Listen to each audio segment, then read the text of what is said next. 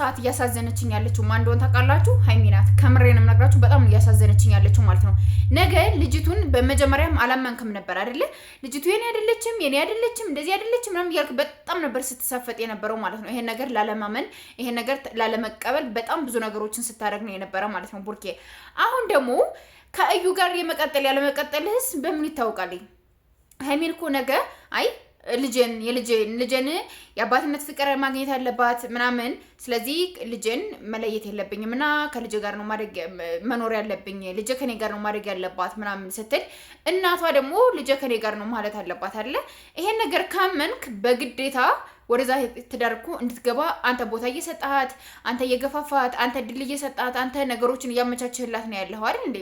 ካላመንክበት አላምንበትም ማለት አለብህ። ይልጄ አባቷን እንትን ብላ የአባትነት ፍቅር አግኝታ መንከባከብ ያለብኝን ማድረግ ያለብኝን ነገር አድርጌ ምናምን እንዴ ምንድን ነው የምታስበው? አንተ እኮ የራስህ ህይወት አለህ አይደል እንዴ? ልጅ ካልሆነች ምን ካልሆነች ለሷም ይሄድ የፈለገችውን ታደርጋለሁ፣ ማድረግ ያለብኝን ነገር ሁሉ አድርጋለሁ ምናምን። ቤት ግዛልኝ ብትል ቤት ልትገዛ ነው፣ መኪና ግዛልኝ ብትል መኪና ልትገዛ ነው። እንዴ ምንድነው ማድረግ ያለብኝ ነገር ሁሉ አድርጋለሁ ብለህ ቃል ልትገባ የምችለው አንተ ለምንድን ነው ቡርኬ?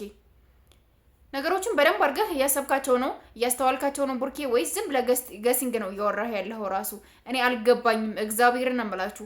መጀመሪያ እዩን ነበር ውሸታም ምናምን ብለናት የነበረ ይሄ ነገር ትክክል አይደለም ምናምን ስትል ማለት ነው። አሁን ደግሞ እዩን ሳይሆን ቡርኬ ነው ውሸታም ልንለው የሚገባው። ገባችሁ አይደለ? ለምን መጀመሪያ ላይ የኔ አይደለችም አላምንም እንደዚህ ያላረኩ ምናምን አለ። አሁን ደግሞ አምኖ ተቀበለ። ለምን በስተተኛ የእውነት ባልሆነ ምን ባልሆነ እንትን ውሸት ማስረጃ የምርመራ ውጤት እንዴት ልታምን ትችላለህ? እንዴት በዛ ልታምን ትችላለህ? ውሸት ነው። አዲስ አበባ መተህ አስመርምራት።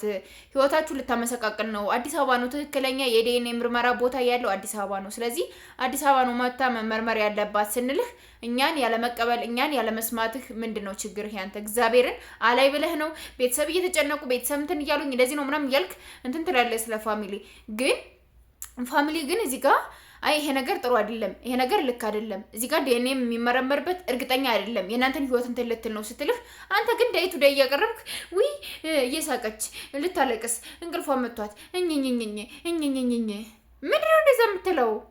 እግዚአብሔር ምንድነው እንደዛ የምትሆነው? ሃይሚን ወደዛ ገጡን ብለህ እሷን ስታወራ ቆይተህ ከዛ ሃይሚን ነይ ብለህ ደግሞ ታመጣታለህ አይደለም ነው እንጂ ሃይሚ ያላችሁበትም የታወቀች የትመጣች እንዴ ቡርኬ ምን ሆነ ነው? ደህና ሰው እኮ ነህ። እግዚአብሔርን ደህና ሰው ነህ እኮ አንተ። ለትዳርህ ለዓላማህ እንትን ማለት አለብህ። ነገ በዚህ በውሸት መልኩ ሌሎች ከአንተ ጋር ቪዲዮ የሰሩ ልጆች ደግሞ ልጅ አለነ ብለው ቢመጡ ይሄን ነገር አክሴፕት የምታደርግበት ሁኔታ ነው ያለው ማለት ነው።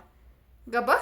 እንደ ሰውኛ ሰውን እረዳለሁ ሰውን የመርዳት አቅም አለኝ ብለህ የምታስብ ከሆነ ዝም ብሎ ጀስት ያለ አባትነት ያለ ምንም እንደ በጎ አድራጎት እንደ በጎ ነገር አድርገህ መርዳት መብትህ ነው።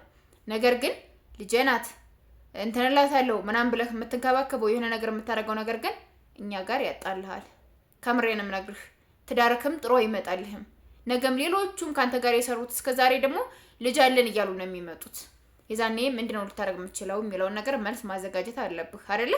ለማንኛውም ወዳችኋለሁ፣ አከብራችኋለሁ። ሰብስክራይብ ማድረጋችሁን አትርሱ። ባይ